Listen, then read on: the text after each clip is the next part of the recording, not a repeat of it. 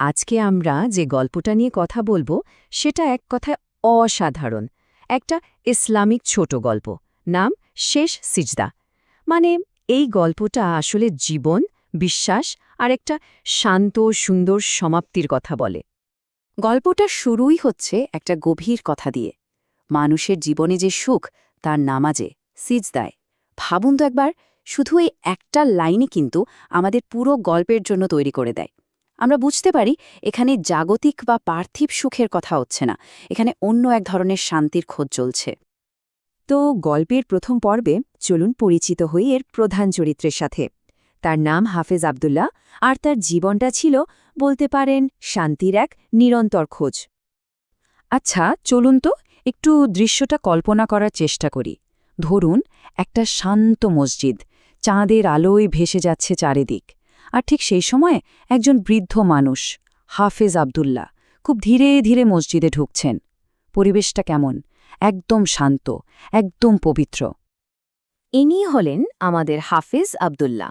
হ্যাঁ, তার প্রতিটা পদক্ষেপে হয়তো বয়স আর জীবনের ক্লান্তি স্পষ্ট, কিন্তু তার মুখের দিকে তাকালেই দেখবেন একটা অদ্ভুত সুন্দর শান্ত হাসি লেগে আছে।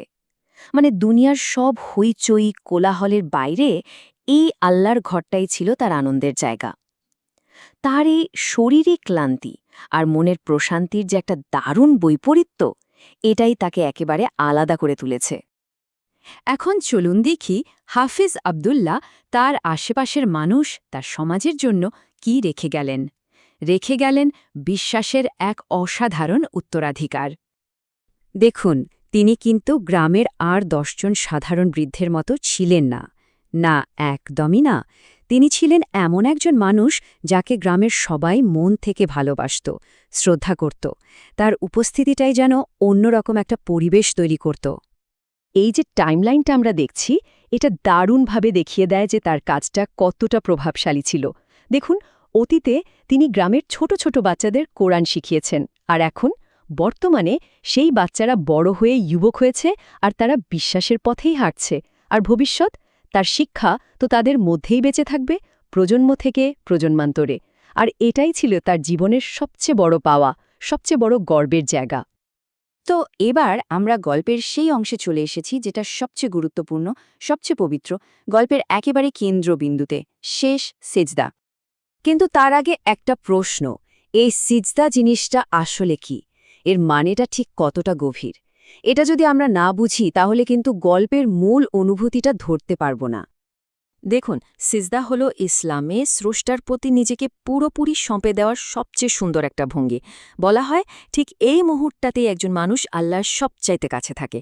একবার ভাবুন, আমাদের শরীরের সবচেয়ে সম্মানের জায়গা হলো কপাল, আর সেই কপালটাকে যখন মাটিতে রাখা হয় তখন আসলে নিজের সমস্ত অহংকারকে বিসর্জন দেওয়া হয়। তাই তো এটা আত্মসমর্পণ, বিনয় আর চূড়ান্ত শান্তির একটা প্রতীক। সেই রাতে যা ঘটল, হাফেজ আব্দুল্লাহ মসজিদে একদম একাই তিনি নামাজে দাঁড়ালেন। আর তার চোখের দিকে তাকালে একটা অন্যরকম শান্তি দেখা যাচ্ছিল, অদ্ভুত এক প্রশান্তি। মনে হচ্ছিল তিনি যেন বড় কোনো কিছুর জন্য নিজেকে প্রস্তুত করছেন। আর নামাজের ভেতরেই তিনি আল্লাহর কাছে তার শেষ কথাটা জানালেন। কি যে সহজ, কিন্তু কি যে গভীর একটা দোয়া। তিনি বলছেন, ইয়া আল্লাহ, যদি আজকেই আমার ডাক চলে আসে, আপনি আমাকে খুশি মনে কবুল করে নিন। চিন্তা করা যায় এর মধ্যে দিয়ে তার বিশ্বাস আর আল্লাহর প্রতি নিজেকে সঁপে দেওয়ার ব্যাপারটা কতটা পরিষ্কারভাবে ফুটে ওঠে। এরপর তিনি সিজদায় গেলেন। এটাই ছিল তার জীবনের শেষ কাজ, আর হয়তো তার সবচেয়ে প্রিয় কাজও। আর ঠিক ওই মুহূর্তে পুরো মসজিদ জুড়ে যেন একটা ঐশ্বরিক নীরবতা নেমে এলো। গল্পে যেমনটা বলা হয়েছে, যখন কারো অন্তর আল্লাহর কাছে পৌঁছে যায় তখন তো দুনিয়ার কোনো কষ্ট, কোনো ব্যথার থাকে না, সব মিলিয়ে যায়। তো হাফিজ আব্দুল্লাহর জীবনের এই যাত্রাটা শেষ হলো কিভাবে? চলুন আমরা গল্পের এই সুন্দর সমাপ্তিটা দেখি। রাত কেটে গিয়ে ভোরের আলো ফুটতে শুরু করেছে। ঠিক সেই সময়ে ফজরের আজান দেওয়ার জন্য মোয়াজ্জেন সাহেব মসজিদে এলেন। একটা নতুন দিনের শুরু। কিন্তু মসজিদে ঢুকেই তিনি যা দেখলেন সেটা এক অবিশ্বাস্য দৃশ্য। হাফেজ আব্দুল্লাহ তখনও সিজদাতেই আছেন, ঠিক আগের মতোই, কিন্তু তার শরীরে কোনো সারা শব্দ নেই। তিনি একদম নিথর। এই দৃশ্যটা দেখে মুয়াজ্জিন সাহেব আর নিজেকে ধরে রাখতে পারলেন না, কেঁদে ফেললেন। কিন্তু সেই কান্নাটা ঠিক দুঃখের ছিল না, তাতে ছিল বিস্ময়, ছিল শ্রদ্ধা। তার মুখ থেকে বেরিয়ে এলো, সুবহান আল্লাহ, আল্লাহ তাকে কি সুন্দর একটা মৃত্যু দিয়েছেন, একেবারে সিজদারত অবস্থায়। আসলেই তো এটা কোনো দুঃখজনক ঘটনা নয়, বরং এক পরম পাওয়া। তাহলে এই যে এত সুন্দর হৃদয়ে ছুঁয়ে যাওয়া একটা গল্প, এটা আমাদের আসলে কি বলে, এর মূল বার্তাটা কি? চলুন সেটাই এবার একটু বোঝার চেষ্টা করি। আসলে এই গল্পটা আমাদের জীবন আর বিশ্বাস নিয়ে নতুন করে ভাবতে শেখায়। আমাদের মনে করিয়ে দেয় যে জীবনের শেষটাও কিন্তু সুন্দর হতে পারে, ভীষণ সুন্দর।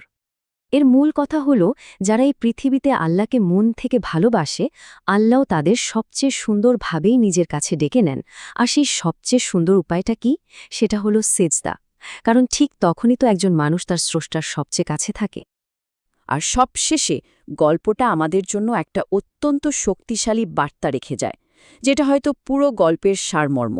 সুন্দর মৃত্যু পেতে হলে সুন্দর জীবন কাটাতে হবে। হাফেজ আব্দুল্লাহর জীবনটা ছিল বিশ্বাসে ভরা, ভালোবাসায় ভরা, শান্তিতে ভরা। আর ঠিক এ কারণেই তার শেষ বিদায়টাও হয়েছিল সেরকমই সুন্দর আর প্রশান্তিময়।